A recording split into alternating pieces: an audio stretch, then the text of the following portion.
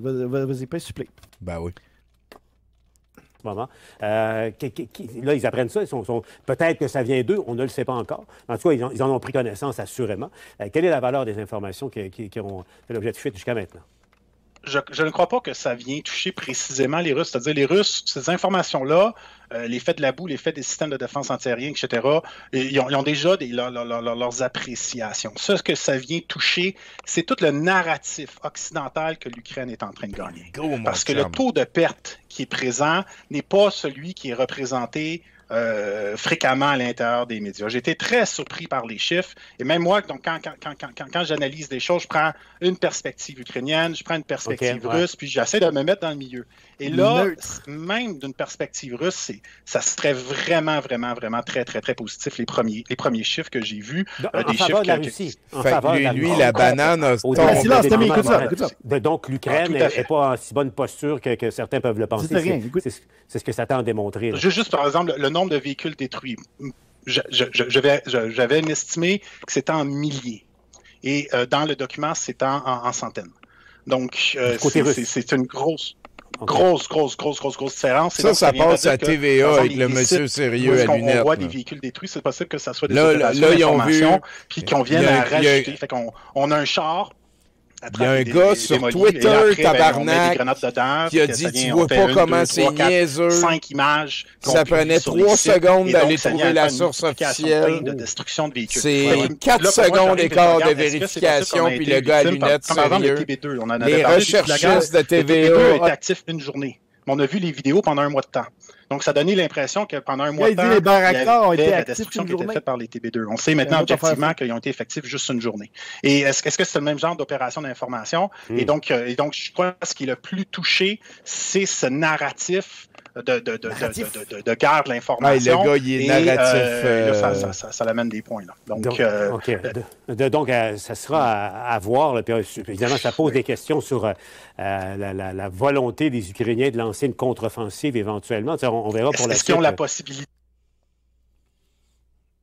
Finalement, c'est le Sylvain Laforêt, mais qui va à TVA. Je vais en parler dans quelques secondes. Je veux juste, là, ici, on retourne sur le document officiel. On voit que le document officiel nous dit ce que lui est en train de nous parler à TVA, là, qui a dit que j'ai été surpris, il y avait juste une centaine. Le nombre de tanks russes est détruit en Ukraine, selon le document que lui prête à citer. 3000 tanks, 10 000 véhicules blindés, ça c'est les BMP puis les BRT. Mm-hmm. On est loin d'une centaine, là. Genre, il est dans le champ. Le document, c'est ça que j'ai montré tantôt. Ouais. Passe à la slide suivante. Je vous présente en primeur. Je pense qu'on va avoir beaucoup de fun avec notre ami Simon Leduc. Donc, il est sur Facebook. C'est un diplômé de l'UQAM. Il a fait sa thèse en sciences des religions en 2009 à propos des talibans. Ah, comme Cossette Trudel. Oui. Mm-hmm. Et il aurait été dans les... il aurait été un analyste militaire, mais j'ai fouillé, j'ai pas trouvé grand-chose.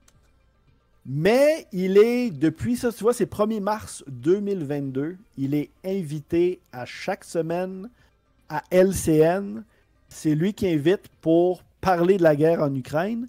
La seule raison pourquoi je ne l'avais pas vu, Tommy, sais-tu pourquoi la seule raison que j'ai jamais... Ça fait 1 an que je parle de la guerre d'Ukraine? Ben oui, je sais pas. C'est quoi la raison, selon toi, pourquoi je ne connaissais pas? Parce que t'écoutes jamais TVA. T'as coupé le câble. J'écoute jamais TVA, j'ai coupé le câble. Et écoute, ça c'est 1er mars 2022.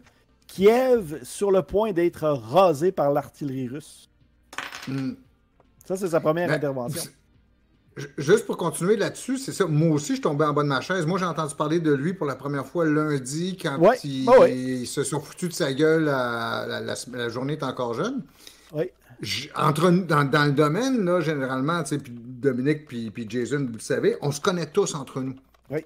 On s'est tous croisés à un moment ou un autre. On a lu quelque chose qu'un autre a écrit. Puis d'avoir un nom out of the blue. Incestueux, Oui, non, effectivement, c'est très incestueux. Ça, c'est... On est vraiment pas nombreux au Québec là, qui couvrent ce genre de... Je comprends bien ces points. De ce gars-là avant cette semaine.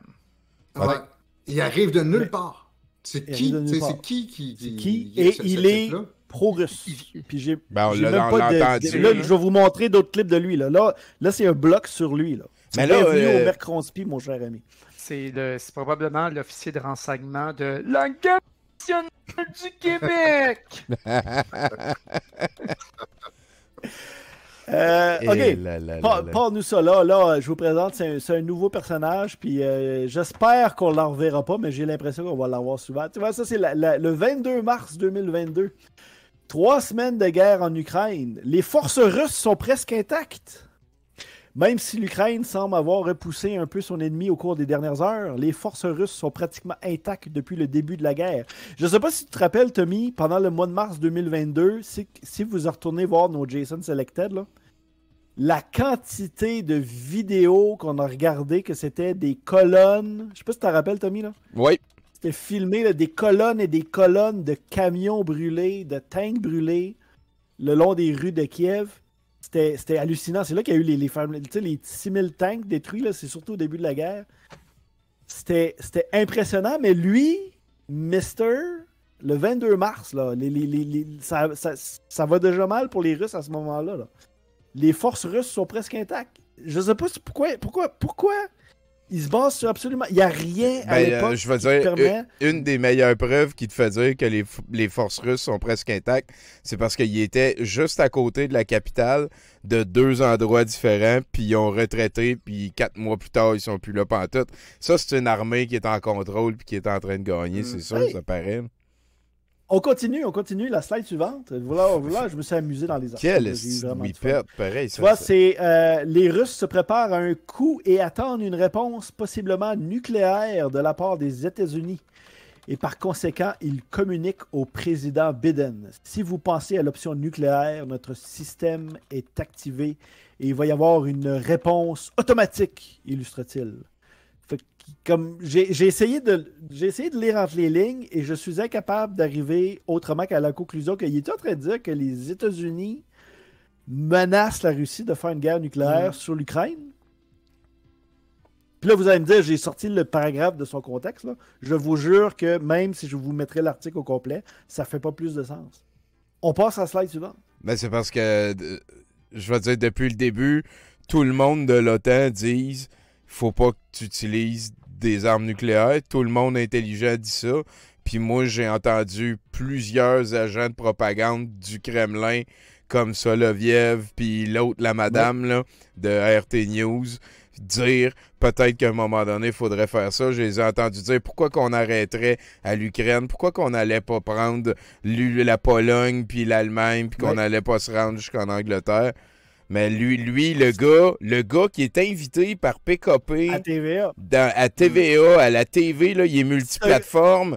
Ce gars-là, ce qu'il dit, c'est que le problème nucléaire vient des States présentement. OK. Moi, la première réaction que j'ai eue, là, c'est que ce gars-là est invité à TVA, puis Stéphane Roussel est pogné sur Twitch. Ben, Stéphane Roussel se fait inviter à Radio-Canada, mais tu sais, le contraste... C'est débile. Je trouvais ça frappant. Regarde, tu vois ici, ça, c'est puis je veux dire, le gars sur Twitter avait la notion qu'il y avait un... Tu sais, il y a de la job de recherchiste qui n'a pas été faite, là. Ah, c'est criminel. C'est surtout ça le problème, c'est que ça fait 1 an que ce gars-là... Ça fait 1 an qu'il est là. Regarde, ça, c'est juin. La guerre tire à sa fin. 2022, Zelensky est... Comment? 27 juin 2022, Jason. Ça fait 1 an dans 2 semaines. Ça n'a aucun calice de bon sens, là. La guerre tire à sa fin. Zelensky est trop optimiste, croit un spécialiste militaire. Là, c'est notre ami qui, là, il explique pendant tout le truc que quand Zelensky dit qu'on est en train de gagner, en réalité, c'est faux. Les Ukrainiens sont en train de perdre. On est dans un citoyen, là. C'est du citoyennisme total. Ça, c'est son Facebook est très éloquent. 2014. Ça, c'est vieux. Ça, c'est 2014. Mais écoute, c'est là. Je veux dire, le recherchiste de TVA qui, quand il s'est fait dire « Hey, trouve-nous un spécialiste pour couvrir le conflit en Ukraine. » Écoute, tu vas sur son Facebook, là, puis j'ai pas reculé, là. Ça a beau être écrit 2 mars 2014, il n'y a pas beaucoup de choses sur son Facebook. Ça, c'est là. Tu le vois comme tous les pundits, qui passent à la TV, puis qui sont journalistes, puis qui font des articles, puis qui créent du contenu, ce gars-là garde son Facebook pratiquement vierge. comment que c'est louche. En tout cas... Ben, en fait, le Facebook n'est pas pratiquement vierge. Ouais. Check bien la prochaine slide. Qui veut nous lire ça? Vas-y, Dominique, on va y laisser à la POC. Oui. Statistiques sur l'absence de lien entre la présence d'armes à feu et la criminalité. En 20 ans, les Américains ont multiplié par 6 le nombre d'armes sur leur territoire. Plutôt que d'augmenter, l'utilisation d'armes à feu lors de crimes a baissé. Il n'y a donc pas de corrélation entre le nombre d'armes à feu sur un territoire et son utilisation criminelle. C'est depuis 10 ans, moi c'est un sujet que je suis beaucoup, c'est les crimes par arme à feu. Là. Je suis un peu un militant à mes heures de restreindre les armes à feu. Puis, back in the days, quand je travaillais au NPD, c'était un de nos gros enjeux, c'était le registre des armes à feu. Et il n'y a rien qui pointe vers ça. Tu as une corrélation. Direct. Vas-y, Stéphane. OK. Tu as bien regardé, toi aussi, sur Facebook. Là, c'est un hasard qu'il y a 2 Simon Leduc, un qui travaille chez Libre Média. C'est pas le même. C'est pas le même, c'est ça. C'est juste un accident qu'il y a 2 Simon Leduc. J'ai fait mon due diligence. Le Simon Leduc de Libre Média n'est pas le Simon Leduc. C'est 2 Simon Leduc. Le Simon Leduc de Libre Média était autrefois au Prince Arthur Hérald. C'est une autre sorte d'affaire. Il n'est pas invité à TVA, lui. On se concentre sur notre Simon Leduc ici. J'avoue que... Écoute, j'ai l'impression qu'on va en entendre parler. C'est un méchant moineau. Je comprends pas. Comme moi, j'ai interpellé tous les journalistes, je leur ai envoyé des messages, je dis qu'est-ce que c'est ça? Puis je vais pas te dire les noms en ondes ici, là, mais tout le monde est au courant. Après ça, la balle est dans leur camp. Est-ce qu'ils vont continuer à avoir un gars qui dit en ondes que les Russes ont seulement perdu 600 tanks? La balle est dans votre TVA. Que quelqu'un se soit fait avoir grossièrement comme ça par le... Parce que, vois-tu, le premier signal d'alarme qu'il aurait dû avoir, c'est que dans la mesure où toutes les sources qu'on a ici, puis une des belles qu'on a mentionnées, c'est Oryx tantôt, mais il y en a d'autres aussi où on calcule, les pertes russes sont... T'as quasiment l'équivalent d'un consensus scientifique qui se dessine. Deuxième fait, ça fait plus qu'un an que cette guerre-là dure, alors que le gars nous disait qu'elle aurait dû finir au bout de 3 semaines.